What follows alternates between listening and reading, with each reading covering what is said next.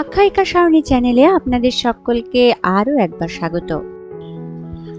আমার প্রতিবেদনগুলি আপনাদের কেমন লাগছে কমেন্টের মাধ্যমে জানাতে ভুলবেন না। আমার গল্প পাঠ ভালো লাগলে অবশ্যই আমার চ্যানেলটিকে সাবস্ক্রাইব করে পাশে থাকবেন। আজ আমি আপনাদের পড়ে শোনাবো মহাশ্বেতা দেবীর লেখা একটি ছোট গল্প, দ্রৌপদী। নাম দ্রৌপদী মেঝেন, বয়স 27, স্বামী দুলান মাছি, নিহত, নিবাস চেরাখান, থানা বাঁকড়াঝাড়, কাঁধে ক্ষতচিহ্ন। দ্রৌপদী গুলি খেয়েছিল। জীবিত বা মৃত সন্ধান দিতে পারলে এবং জীবিত হলে গ্রেপ্তারের সহায়তায় 100 টাকা। 2 তকমাধারী ইউনিফর্মের মধ্যে সংলাপ। 1 তকমাধারী: সাঁওতালির নাম দ্রৌপদী কেন? আমি যে নামের লিস্টি লইয়া আসছি তাতে তো এমন নাম নাই। লিস্টিতে নাই এমন নাম কেউ থুইতে পারে? 2 তকমাধারী: দ্রৌপদী মেঝেন, ওর মা যে বছর বাকুলির সূর্য সাহুর বাড়িতে ধান ভানানি ছিল সে বছর ওর জন্ম। সূর্য সাহুর বউ ওর নাম দিয়েছিল। 1 তকমাধারী: অহংকার অফিসাররা জানে কেবল ফসফসাইয়া ইংরাজি লিখতে, হেয়ার নামে এত লিখছে কি? 2 তকমাধারী: মোস্ট নটোরিয়াস মেয়ে ছেলে, লং ওয়ান্টেড ইন মেনি। ড্যাসিয়ের: দুলন ও দ্রৌপদী দাওয়ালি কাজ করত। বিটুইন বীরভূম, বর্ধমান, মুর্শিদাবাদ, বাঁকুড়া রোটেট করে ঘুরত। 1971 সালে বিখ্যাত অপারেশন বাকুলিতে যখন 3টি গ্রাম হেভি কর্ডন করে মেশিন গান করা হয় তখন এরা দুজনও নিহতের ভান করে পড়ে থাকে। বস্তুত এরাই মেইন ক্রিমিনাল। সূর্য সাহু ও তার ছেলেকে খুন, ড্রাউটের সময় আপার কাস্টের ইদারা ও টিউবওয়েল দখল, সবেতেই এরা মেইন। সেই ছেলে 3টিকে পুলিশের হাতে সারেন্ডার না করাতে এবং অপারেশন বাকুলির আর্কিটেক্ট ক্যাপ্টেন অর্জুন সিং প্রভাতের লাশ গণনা করতে গিয়ে স্বামী স্ত্রীকে না পেয়ে তাৎক্ষণিক ব্লাড সুগারে আক্রান্ত হয়ে পুনর্বার প্রমাণ করে বহুমূত্র সত্যই দুশ্চিন্তা ও উদ্বেগের ব্যাধিও বটে। বহুমূত্র 12 ভাতারি, তার 1 ভাতার অ্যাংজাইটি। দুলান ও দ্রৌপদী দীর্ঘদিন নিয়ান্ডারথাল অন্ধকারে নিখোঁজ থাকে এবং বিশেষ বাহিনী সে অন্ধকারে সশস্ত্র সন্ধানে বিদ্ধ করতে গিয়ে পশ্চিমবঙ্গের বিভিন্ন জেলায় বেশ কিছু দাওয়ালি সাঁওতালকে তাদের অনিচ্ছায় সিংবোঙার কাছে যেতে বাধ্য করে। ভারতের সংবিধানে জাত ধর্ম নির্বিশেষে সকল মানুষই পবিত্র, তা সত্ত্বেও এহেন অঘটন ঘটে যায়। কারণ দ্বিবিধ: 1 নিখোঁজ দম্পতির আত্মগুপ্তিতে অসামান্য দক্ষতা, 2 বিশেষ বাহিনীর চোখে সাঁওতাল কেন অস্ট্রো এশিয়াটিক মুন্ডা গোষ্ঠীর সকল সন্তানকেই এক চেহারা মনে হওয়া। বস্তুত বাঁকড়াঝাড় থানার আন্ডারে, এ ভারতে কেন্নটিও কোনো না কোনো থানার আন্ডারে অবস্থিত কুখ্যাত ঝাড়খানি জঙ্গলের চতুষ্পার্শ্বে, এমনকি অগ্নি ও নৈরিতকোণেও থানা আক্রমণ, বন্দুক অপহরণ, গোলদার, জোরদার, মহাজন, শান্তিরক্ষক, কাগুজে বাবু ও খোঁচর হত্যাদিতে অপরাধী বলে যাদের সন্দেহ করা হয় তাদের সম্পর্কে সংগৃহীত প্রত্যক্ষদর্শীয় বিবরণীতে জানা যায় বহু পিলে চমকানো কথা। 2 কৃষ্ণাঙ্গ নরনারী ঘটনার আগে সাইরেন চিৎকারে কুলকুলি দিয়েছে।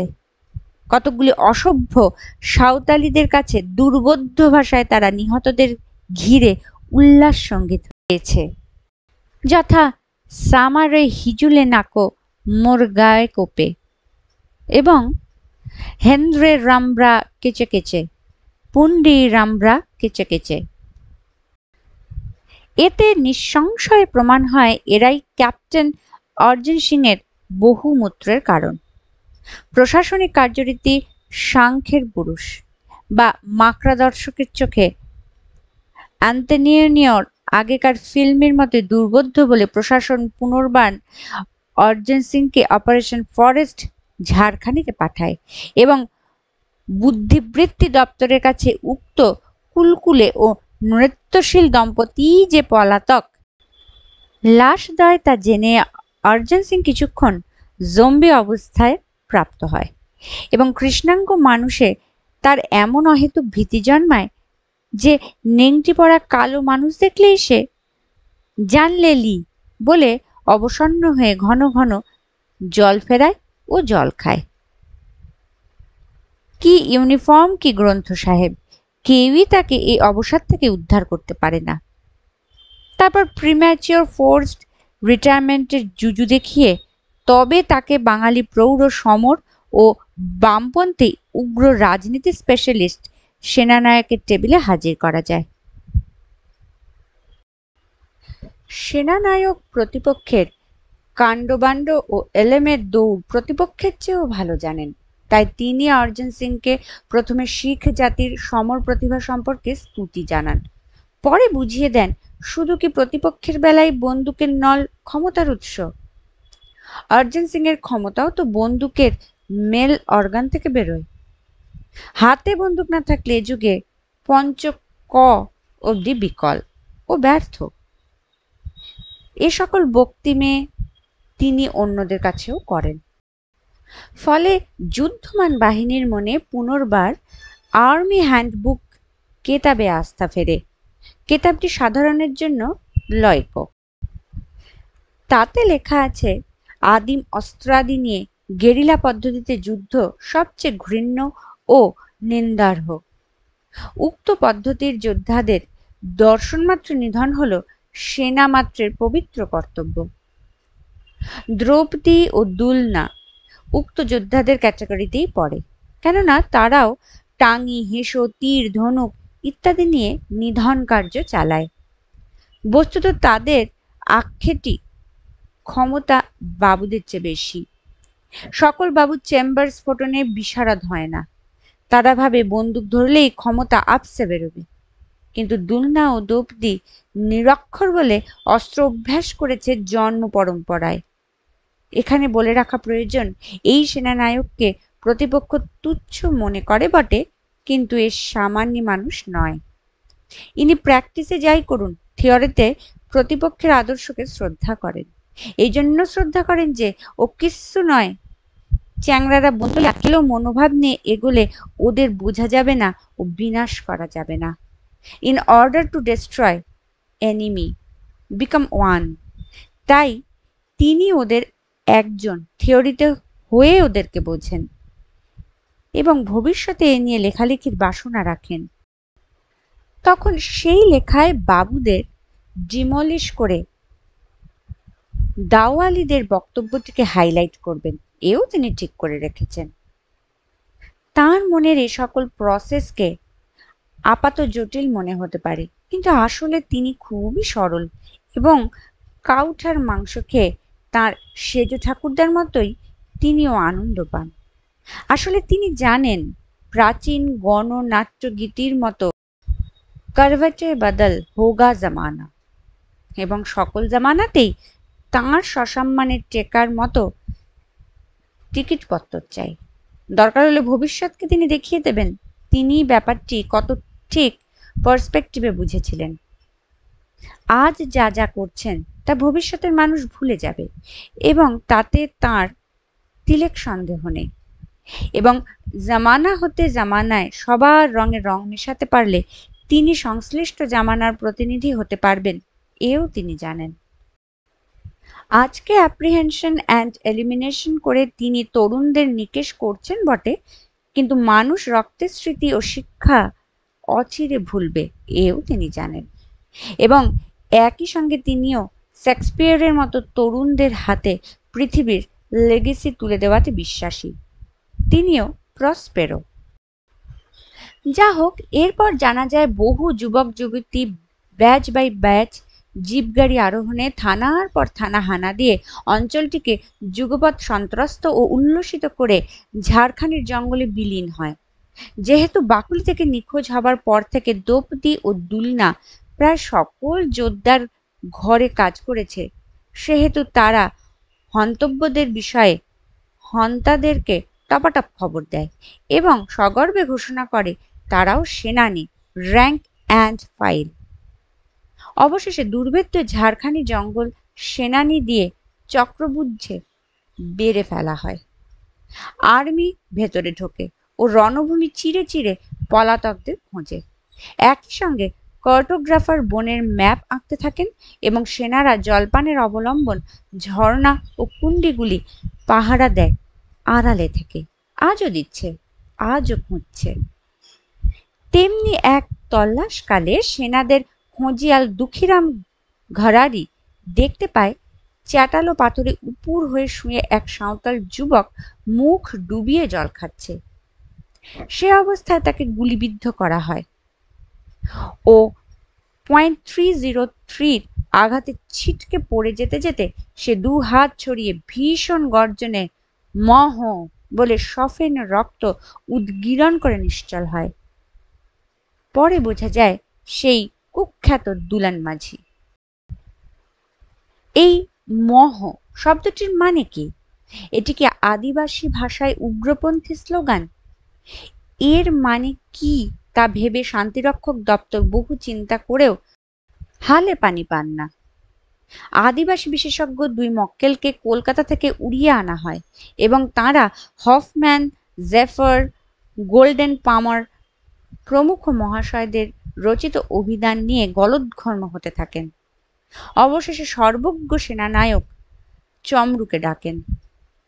ক্যাম্পের জলবাহী সাঁওতাল চমরু দুই বিশেষজ্ঞকে দেখে ফুচফুচিয়ে হাসে, বিড়ি নিয়ে কান চুলকোয় ও বলে, উটি মালদের সাঁওতালরা সেই গাঁধী রাজার সময় লড়তে নেমে বলেছিল বেটে, উটি লড়াইয়ের ডাক। তা হেথা কোন বেটা মহ বলল বটে? মালদ হতে কেউ এলো? সমস্যা ফর্সা হয়। তারপর দুলানের শবদেহ উক্ত পাথরে ফেলে রেখে সেনারা সবুজ উর্দির ক্যামোফ্লাজে গাছে গাছে চড়ে দেবতা প্যানের মতো গাছের সপত্র ডাল আলিঙ্গনে বেঁধে অসভ্য জায়গায় কাঠপিঁপড়ের সন্ধানী কামড় খেতে খেতে অপেক্ষা করে। দেখে মৃতদেহ নিতে কেউ আসে কিনা। এটি শিকার পদ্ধতি যেমন, যুদ্ধের পদ্ধতি তেমন নয়। কিন্তু সেনানায়ক জানেন কোনো চেনা জানা পদ্ধতিতেই এ খচরাদের নিকেশ করা যাবে না। তাই তিনি মরির টোপ দেখিয়ে শিকারকে টেনে আনতে বলেন। তিনি বলেন সব ফর্সা হয়ে যাবে। যেসব গান গেয়েছে দ্রৌপদী তার মানেও বের করে ফেললাম বলে। তার কথা শিরোধার্য করে সেনারা তৎপর হয়, কিন্তু দুলানের মৃতদেহ নিতে কেউ আসে না।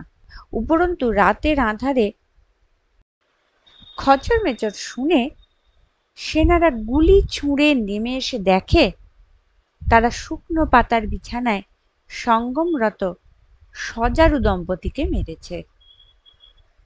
জঙ্গলে সেনাদের পথ চেনাবার খোঁজিয়াল দুঃখীরাম ঘরারি অসংসারীর মতো দুলন সংশ্লিষ্ট বকশিস না নিয়েই কার যেন হেঁসোতে গলা দেয়। দুলানের লাশ বয়ে আনতে আনতে সেনারা লাশ ভক্ষণে বাধাপ্রাপ্ত কাঠপিঁপড়েদের কামড়ে আশি বিষের যন্ত্রণা পায়।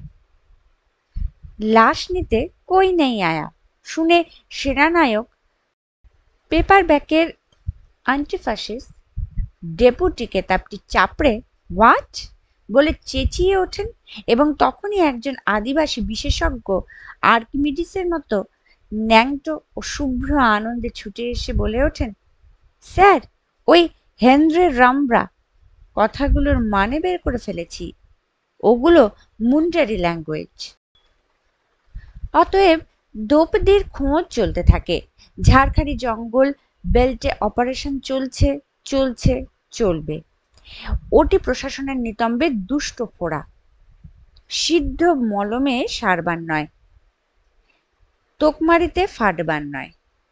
প্রথম ফেজে পলাতকরা জঙ্গলের টোপোগ্রাফি না জানায় পটাপট ধরা পড়ে ও সম্মুখ সংঘর্ষের নিয়মে তাদের শরীরে করদাতার খরচের শ্রাদ্ধ করে গুলি বেঁধানো হয়।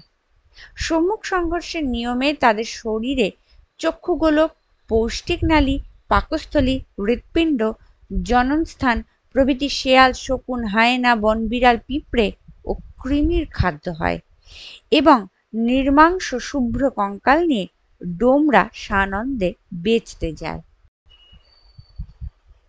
পরবর্তী ফেজে তারা সম্মুখ সংঘর্ষে ধরা দেয় না। তাতে এখন মনে হচ্ছে তারা কোনো একজন নিঃস্বাস্থ্য কুরিয়ারকে পেয়েছে। সে যে দ্রৌপদী, সে সম্ভাবনা টাকায় 90 পয়সা। দ্রৌপদী দুল্যানকে রক্তাধিক ভালোবাসত, এখন সেই ওদের বাঁচাচ্ছে নিশ্চয়। ওদের কথাটিও হাইপোথেসিস। কেন? অরিজিনালি কতজন গিয়েছিল? উত্তর নীরবতা। সে বিষয়ে বহু গল্প উড্ডীয়মান, বহু কেতাব যন্ত্রস্থ। সব কথা বিশ্বাস না করাই ভালো। 6 বছরে কতজন সম্মুখ সংঘর্ষে নিহত? উত্তর নীরবতা। সম্মুখ সংঘর্ষের পর কঙ্কাল সমূহের হাত ভাঙা বা কাটা কেন? নুলোরা কি সম্মুখ সংঘর্ষ করতে পারে? কণ্ঠাস্থি, লটরপটর পা ও পাঁজরের অস্থি চূর্ণিত কেন? উত্তর দুরকম। নীরবতা, চোখে অভিমানী তিরস্কার, ছি এসব কথা কি কইতে আছে? যা হবার তা তো।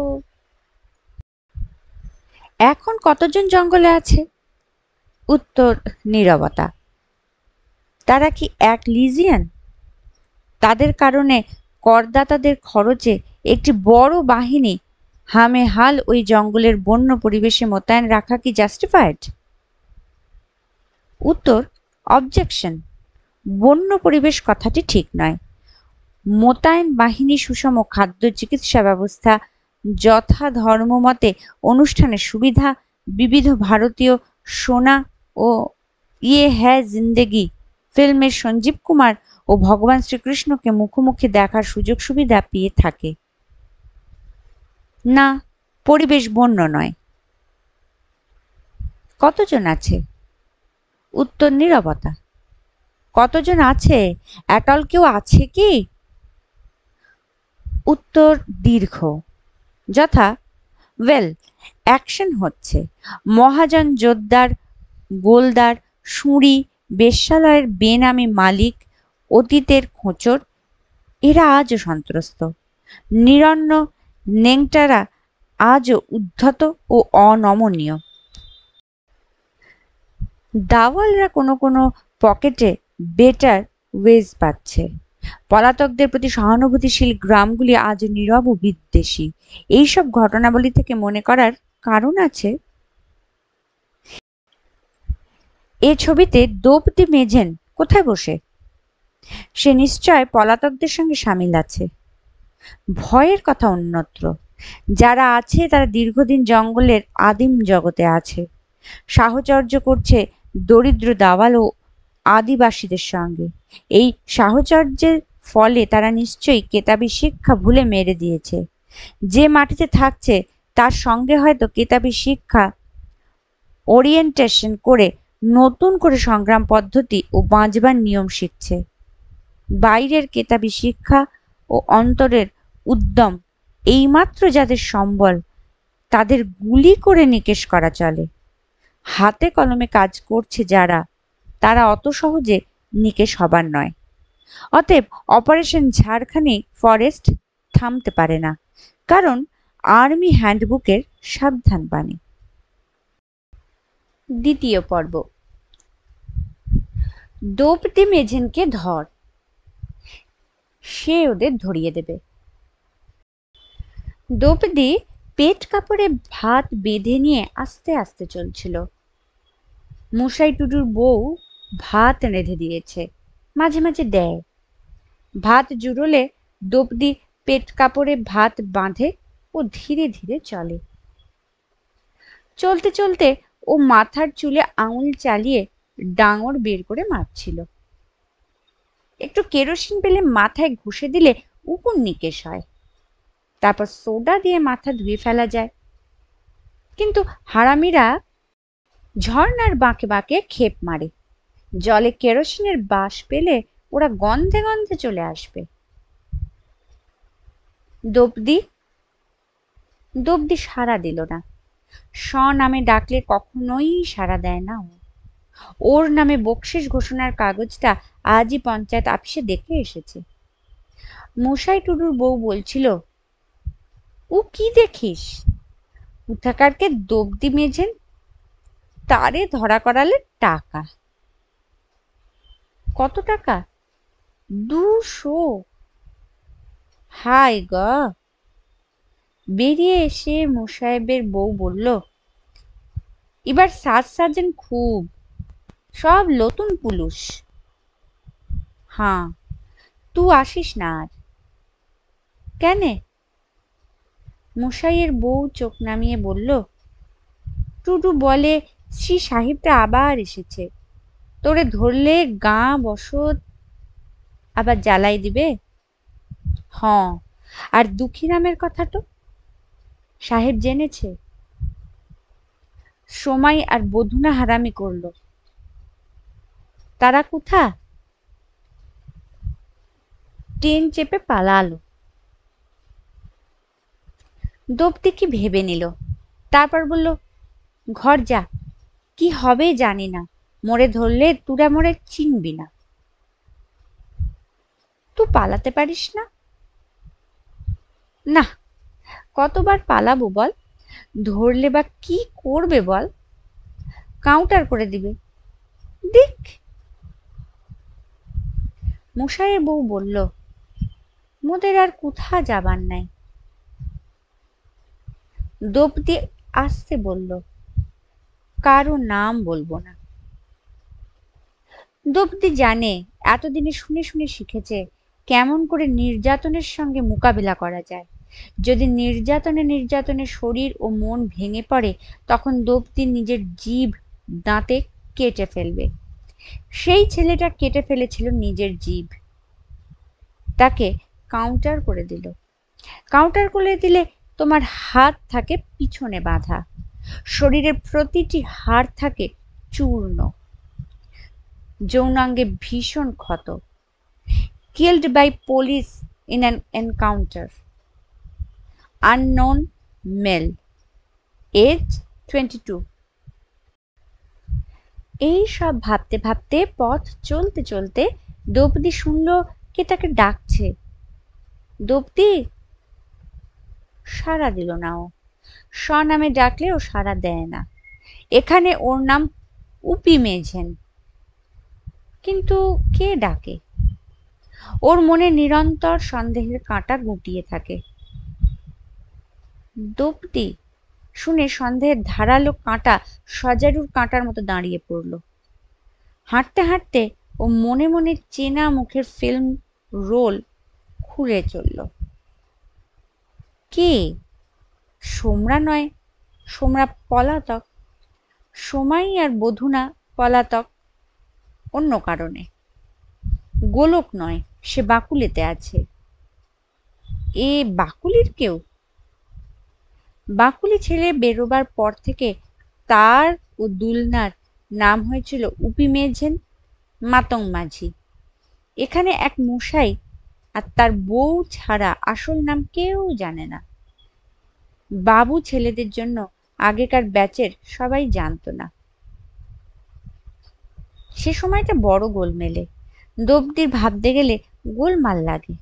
বাকুলিতে অপারেশন বাকুলি। সূর্য সাউ বিড্ডিবাবুর সঙ্গে সর করে 2 বছরে বাড়ির চৌহদ্দিতে 2টো টিউবওয়েল বসালো, কুয়ো খুঁড়লো 3টে। কোথাও জল নেই, বীরভূমে খরা, সূর্য সাউয়ের বাড়িতে অর্থই জল। কাকের চোখের মতো নির্মল। কানাল ট্যাক্সন দিয়ে জল লাও, জ্বলে গেল সব। টেক্সোর জলের চাষ বাড়িয়ে আমার লাভ কি? জ্বলে গেল সব।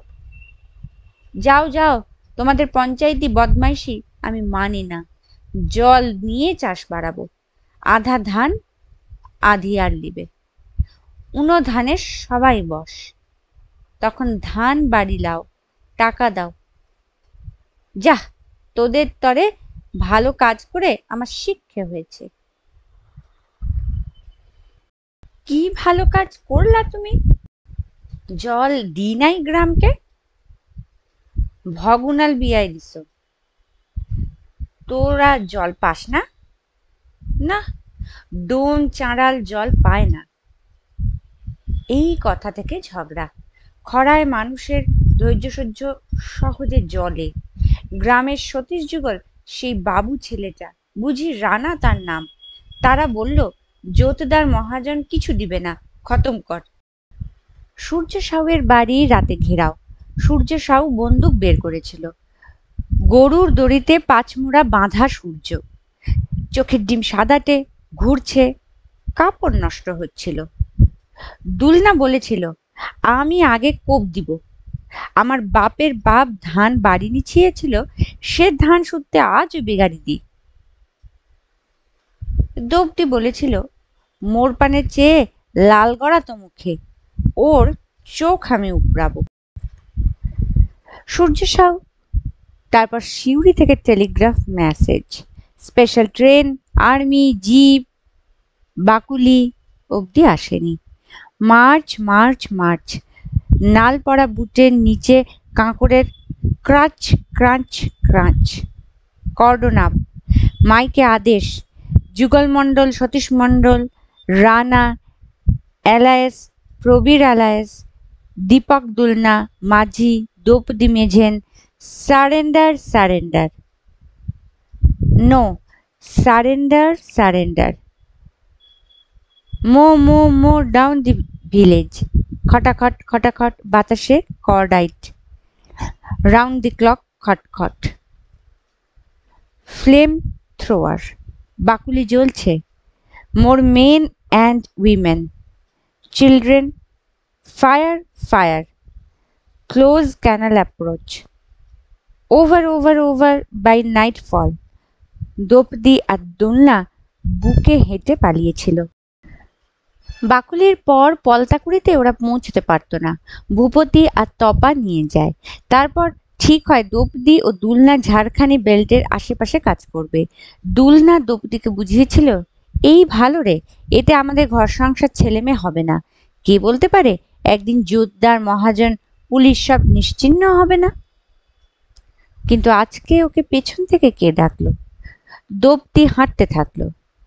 গ্রাম প্রান্তর ঝোপঝাড় ও খোয়াই পিডাব্লিউডির খাম্বা, পেছনে ছুটে আসার শব্দ। একজনই আসছে। ঝাড়খানির জঙ্গল এখনো ক্রোশ খানেক। এখন ওর মনে হলো জঙ্গলে ঢুকে পড়তে পারলে বাঁচে। ওদের বলতে হবে পুলিশ আবার তার নামে লুটিস দিয়েছে। বলতে হবে সেই হারামি সাহেব আবার এসেছে। হাইড আউট পাল্টাতে হবে। তাছাড়া সান্দারাতে ক্ষেত মজুরদের টাকা দেওয়া নিয়ে যে গন্ডগোল হয়, তারপর সেখানে লক্ষ্মী বেরা নারায়ণ বেরাকে সূর্য সাউ করে দেবার প্ল্যান নাকচ করতে হবে। সময় ও বুধনা সবই জানত। দ্রৌপদীর বুকের নিচে ভীষণ বিপদের আর্জেন্সি। ওর এখন মনে হলো সময় ও বুধনা যে হারামি করবে তাতে সাঁওতাল হয়ে ওর লজ্জার কিছু নেই। দ্রৌপদীর রক্ত চম্পাভূমির পবিত্র কালো রক্ত, নির্ভেজাল। চম্পা থেকে বাকুলি, কত লক্ষ চাঁদের উদয়াস্তের পথ, রক্তে ভেজালো মিশতে পারত। দ্রৌপদীর পূর্বপুরুষদের জন্য গর্ব হলো। তারা কালো কুঁচের কুচিলায় মেয়েদের রক্ত পাহারা দিত। সময় ও বুধনা জারজ, যুদ্ধের ফসল, শিয়নডাঙ্গার মার্কিন সৈন্যদের উপহার টুয়ার্ডস রাঢ়ভূমি। নইলে কাক যদি বা কাকের মাংস খায়, সাঁওতাল সাঁওতালকে ধরাতে হারামি করে না। পেছনে পায়ের শব্দ। শব্দ ও দব্দির মাঝে ব্যবধান এক থাকছে। কুঁচোরে ভাত, কষিতে গোঁজা তামাক পাতা। অরিজিৎ, মালিনী, শামু, মন্টু কেউ বেরি সিগারেট খায় না, তামাক পাতা উঁচুম। কষিতে কাগজের মোড়ক গোঁজা, আলকুলির বীজ থেঁতো, বিছে কামড়ালে ব্যর্থ ওষুধ। কিছুই দেওয়া যাবে না। দব্দি বাঁ দিক ঘুরল। এদিকে ক্যাম্প, 2 মাইল দূরে। বনের পথ নয় এটা, কিন্তু পেছনে খোঁচড় দিয়ে দব্দি বনে যাবে না। জান কসম, জাহান কসম দুলনা, জান কসম, কিছুই বলা হবে না। পায়ের শব্দ বাঁদিকে ঘুরল। দব্দি কোমরে হাত দিল। হাতের তেলোয় বাঁকা চাঁদের আশ্বাস। হেঁসোর বাচ্চা, ঝাড়খানের কামাররা গড়ে ভালো, এমন সাহান দিয়ে দিব উপি যে শত দুঃখী রামরে। দব্দি ভাগ্যে বাবু হতে যায়নি, বরঞ্চ ওরাই বুঝেছে সবচেয়ে ভালো কাস্তে হেঁসো, টাঙি, ছুরি। নীরবে কাজ সারে। দূরে ক্যাম্পের আলো। দব্দি সেদিকে বা যাচ্ছে কেন? দাঁড়া তুই, ফিন বাঁক ঘুরে আয়। আহা, রাতভর আমি চক্ষু মুদে ঘুরে বুলতে পারি, জঙ্গলে যাব না, পথ হারাবো না, দম ছুটবে না। তুই শালা খোঁচর, জাহানের মায়ায় মরিস, তুই ঘুরবি? দম ছুটায় তোর গাড়ায় ফেলে নিকাশ করে দিব। কিছুই বলা হবে না। নতুন ক্যাম্প দেখে এসেছে দব্দি। বাস স্টেশনের বসে গল্প করে বিড়ি টেনে জেনে এসেছে কত কনভয় পুলিশ এলো, কটা ওয়্যারলেস ভ্যান। ডিংলা 4, পেঁয়াজ 7, লঙ্কা 50, সিধা হিসাব। কিছুই জানানো যাবে না। ওরা নিশ্চয়ই বুঝে নেবে দব্দি মেজেন কাউন্টার হয়ে খেলছে, তখন পালাবে। অরিজিতের গলা। যদি কেউ ধরা পড়ে টাইম বুঝে অন্যরা হাইড আউট চেঞ্জ করবে। কমরেড দব্দি যদি দেরি করে আসে, আমরা এখানে থাকছি না। কোথায় যাচ্ছি? নিশানি থাকছে।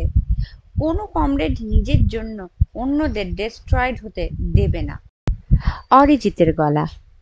জলের কুলকুল শব্দ, পাথর তুলে নিচে রাখা কাঠের টুকরোর তীর ফলা মুখ যেদিকে, সেদিকের হাইড আউটে যাওয়া হয়েছে। এটা দব্দির পছন্দ, বোধায়ত্ত।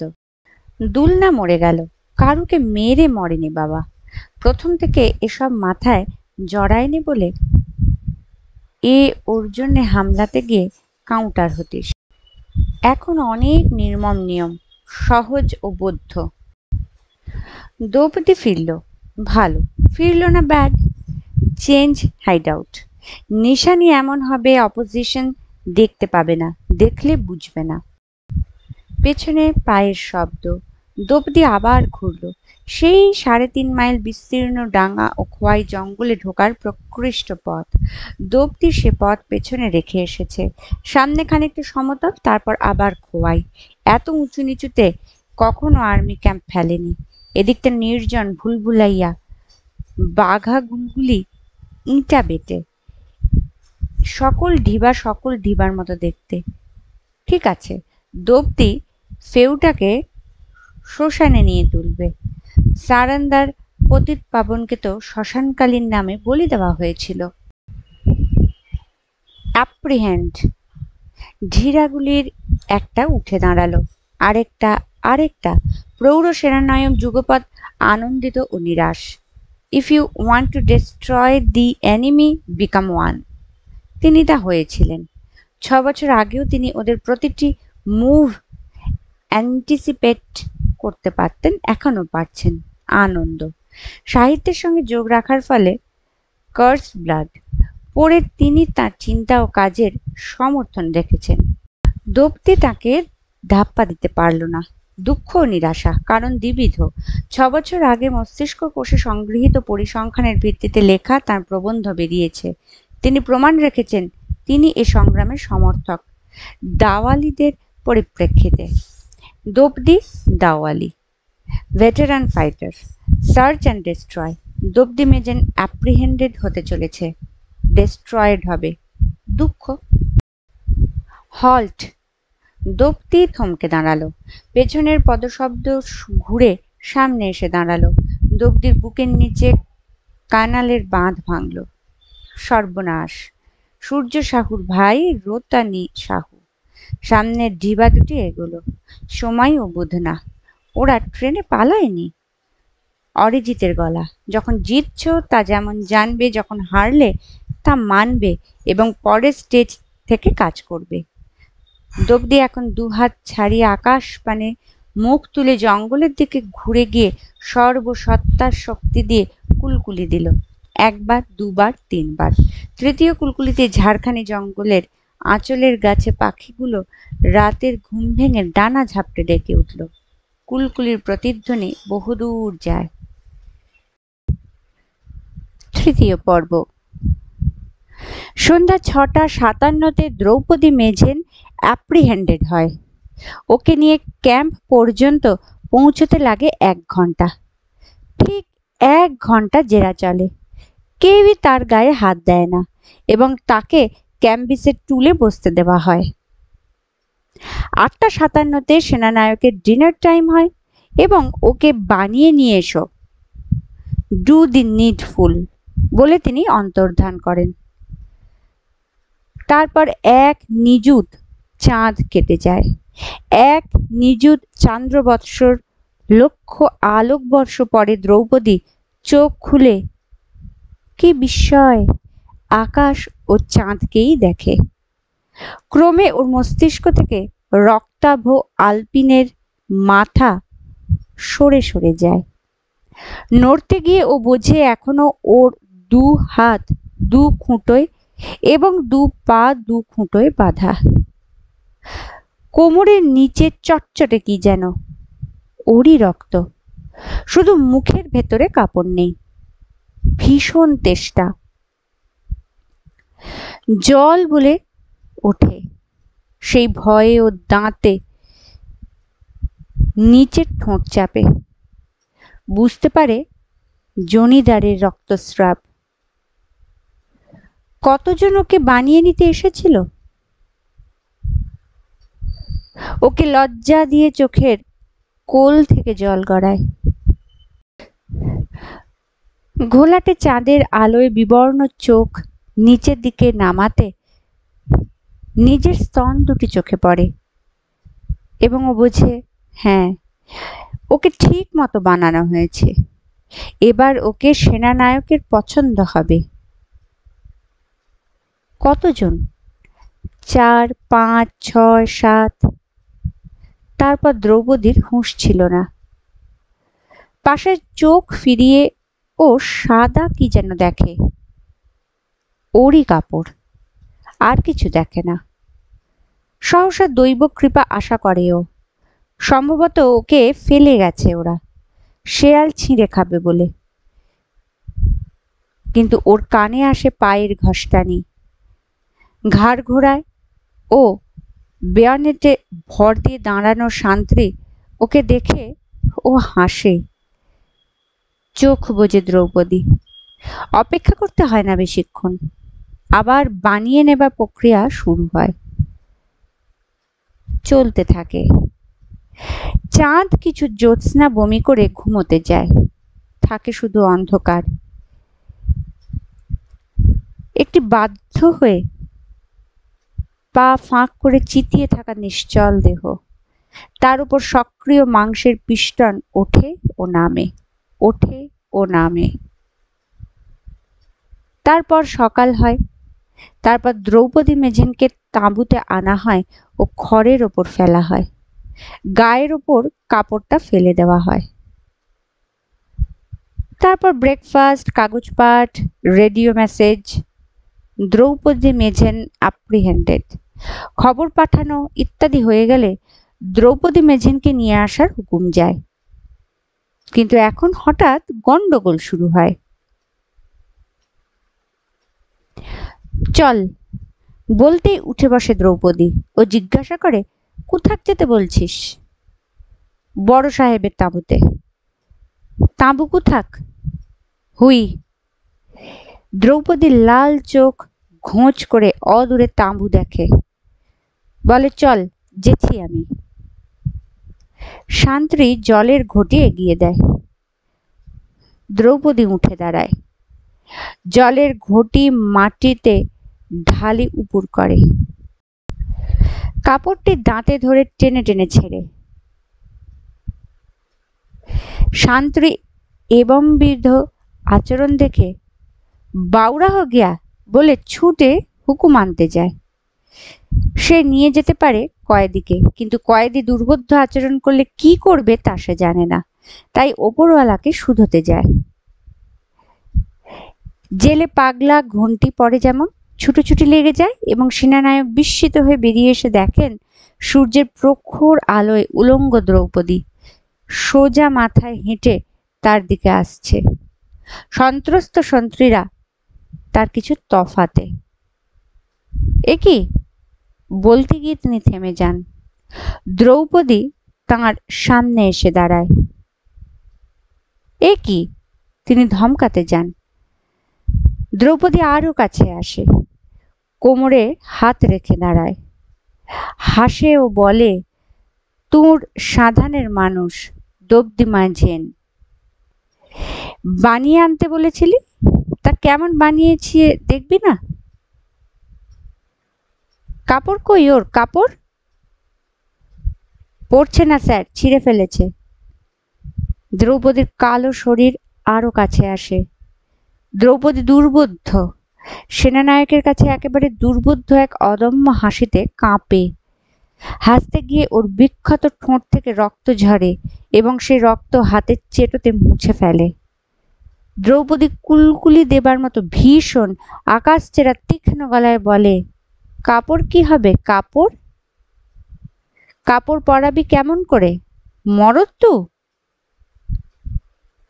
চারিদিকে চেয়ে দ্রৌপদী রক্তমাখা থুতু ফেলতে ফেলতে সেনানায়কের সাদা বুশ শার্টটি বেছে নেয় এবং সেখানে থুতু ফেলে বলে, এখানে কেউ পুরুষ নাই যে লাজ করব, কাপড় মোড়ে পরাতে দিব না।